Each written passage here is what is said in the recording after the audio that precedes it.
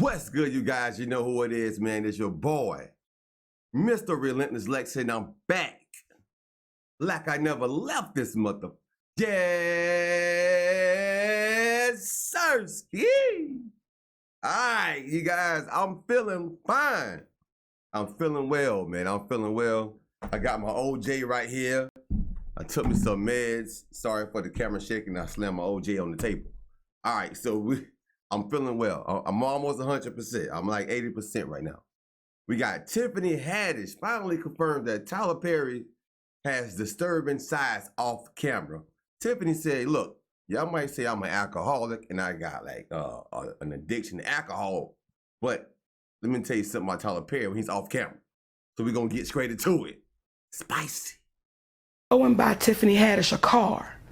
See, if we remember the movie Cadillac Records, I'll keep buying you a car, but I won't give you what you're worth. Many celebrities in Hollywood have been coming forward to speak against the Hollywood mogul Tyler Perry. However, one person who has recently come out with new allegations against Tyler Perry is Tiffany Haddish. It seems like her allegations come from a phase she has personally gone through all in Hollywood because of Tyler Perry. It's real. Like, if the man She probably was drunk right there. to be true, I was glad. Tiffany has allegedly discussed the off-camera disturbing side of Tyler Perry. She has opened up about all the truth which was hidden behind the curtains from being betrayed by Tyler Perry. She discussed how Hollywood had cost her, her soul, and then later get canceled. I'm just tired of people playing with me. Tiffany Haddish had a tough time with Tyler Perry. You won't believe how Tyler Perry treated her. After facing a lawsuit that accused Haddish and Ari Spears of wrongdoing a few years ago, Haddish shared how it affected her. The lawsuit cost her jobs, and even Tyler Perry, whom she considered family, turned away from her.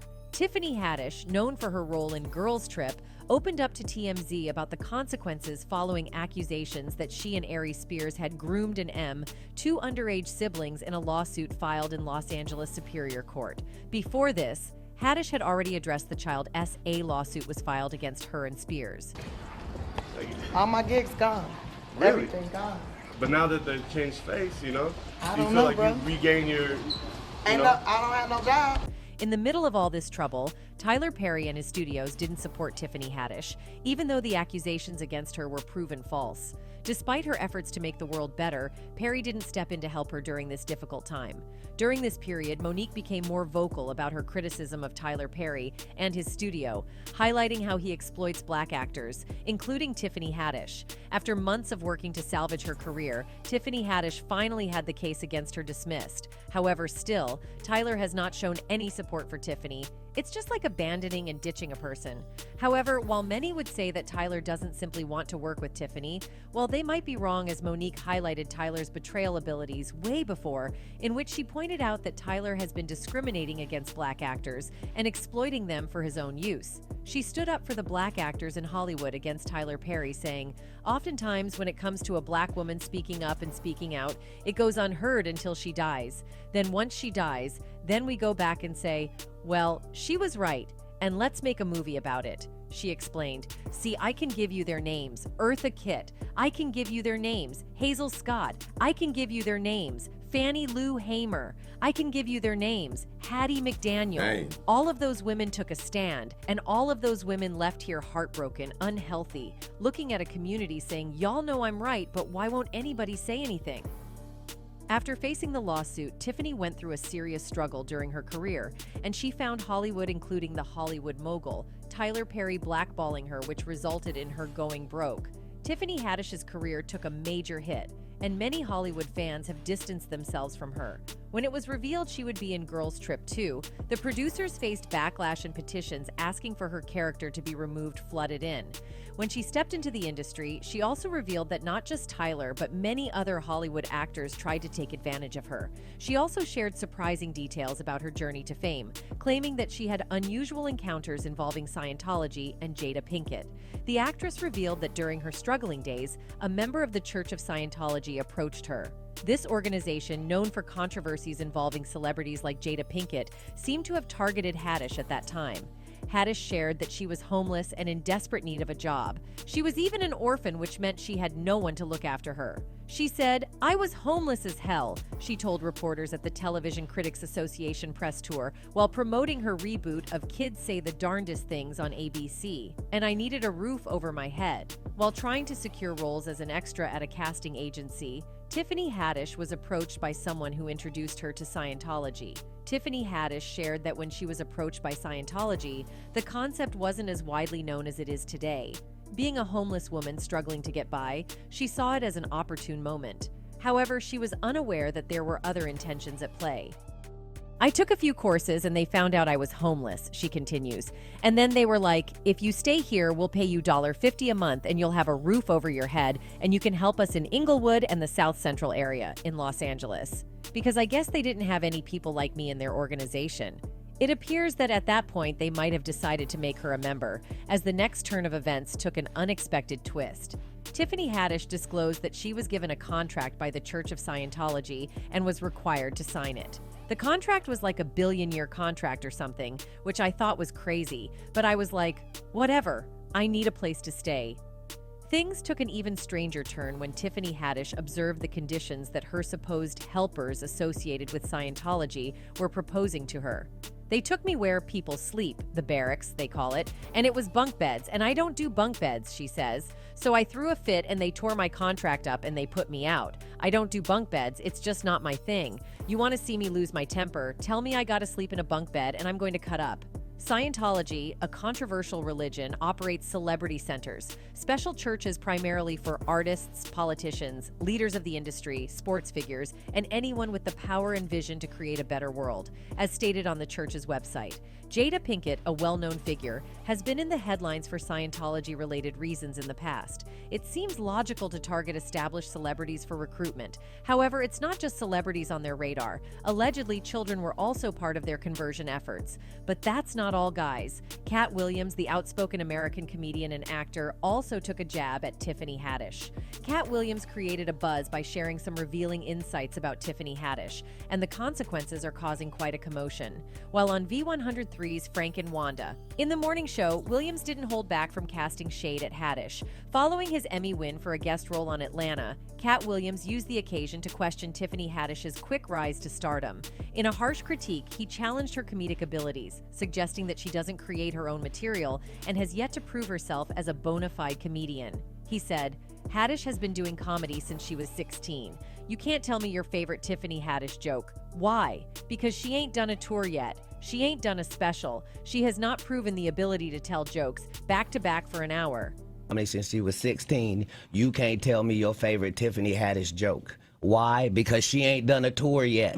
She ain't done a special. She has not proven the ability to tell jokes. Cat Williams didn't hold back his opinions, and it appears that his skeptical outlook on Tiffany Haddish's comedy career may now be impacting her. He added, "They all ready to down Monique and up somebody who has showed them Girls Trip. Did you think she wrote Girls Trip, goofball? Or do you think that was already a script and they handed it to her? It's up to you whatever you want to believe." Tiffany Haddish became a center of attention because of her actions. Many fans believe that due to the struggles she has faced in Hollywood, she might have sold her soul, because of which she did things she didn't even have any idea of. Tiffany Haddish's recent behavior has raised concerns. In a notable incident, she was arrested early Friday morning on suspicion of driving under the influence, as reported by the Beverly Hills Police Department. Police were called at 5:45 a.m. on Friday morning, leading to Tiffany Haddish being taken into custody shortly after. The incident followed her performance at the Laugh Factory in West Hollywood the previous night for the Comedy Club's annual Thanksgiving feast. Interestingly, earlier on the same day, she was in jail after being taken in and booked that morning. When questioned by an audience member at the Laugh Factory, Haddish turned the situation into humor, expressing that her prayers for a man in uniform were answered, and the crowd enjoyed it. Notably, she had used a similar line after her 2022 Georgia DUI incident when she appeared on The Tonight Show. She said, "I can say this, Jimmy. I've been praying to God to send me a new man, a good man," said Haddish. "NLD God went ahead and sent me 4 in a uniform. I wasn't expecting it. I got a really great lawyer and we're going to work it out. And I've got to get my asking of things to God a little better. Later on, Tiffany Haddish shared with ET that her Thanksgiving Day had been extensive, beginning with serving meals to underprivileged individuals at the Laugh Factory. She performed a special holiday set at the Comedy Club's 43rd annual free feast for the community. Regarding her arrest, Haddish explained to ET that her Tesla, which she claims parked itself, ended up blocking a part of the street when she dozed off. She said, "I'm going to get some help so I can learn balance and boundaries." Haddish mentioned that she was feeling okay after the incident and praised the Beverly Hills Police Department for handling things professionally. She got in trouble with the police on November 24th when witnesses saw her car stopped in the middle of Beverly Drive, and it seemed like she was asleep at the wheel. However, Tiffany has been up to more than just driving under the influence in her car. While driving, she recently went on Instagram to honestly talk about her feelings regarding her team and friends. In a sincere talk that lasted almost 22 minutes, she openly shared her frustrations and worries, giving viewers a look into the challenges she faces as a public figure and entertainer. Don't ask me to just, oh, she's a nice person. Tiffany's so nice and so sweet. That nice. I'm tired of being fucking nice to you. In the video, Haddish started by addressing a common misunderstanding about her, the idea that she is always nice and sweet. Clearly upset, she talked about being tired of being stuck in that image. In her talk, Haddish strongly expressed her dissatisfaction with people close to her who she felt were taking advantage of her kindness and being lazy. She was clearly frustrated and urged others not to assume she would work for free, especially if she had already paid them for their services in the past. Nobody want to work for free. I don't even ask people to work for free.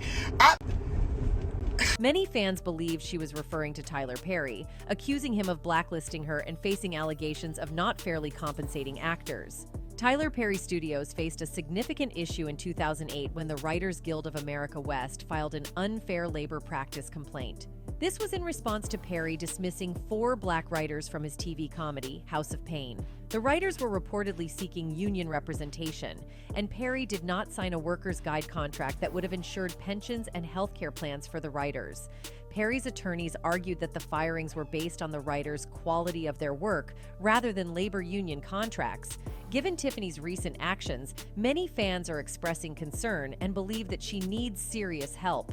Some think that seeking assistance is crucial for her to navigate and thrive in the challenging environment of Hollywood. One user said, "Nobody in Hollywood can say they weren't used by the industry. That's literally part of the game." That's it for this video. Man, Tip, let me give you some advice, homie. Tip. Listen, the first thing you need to do is get your shit together, bro. Get your shit together. Clean yourself up. I know you've probably been used by Hollywood. You try to do things the easy way and go the Hollywood way, and they use you up and got you out here drinking, and you can't find yourself no more. You can't land no jobs. You out here drinking, getting DUIs. Bro, you're looking bad out here, Tip. Now, as a person, I really feel like you're better than that. You just got to bounce back. You got to bounce back somehow or another, bro. You got to say, fuck Hollywood and grind hard as you can grind and go all out. 2024 could be your year. All the cat is out the hat now. All your little shit is out the hat. Everybody know what you're going through. There's nowhere from the bottom but up. You're already at the damn bottom. Sad to say, but hope you learn your lesson. And stay off them, man, if you're going to drink, don't drive. If you drive, don't drink. Period. Catch an Uber or live for something, man. You one more DUI, you might be a habitual offender. And you don't need that. You don't need that.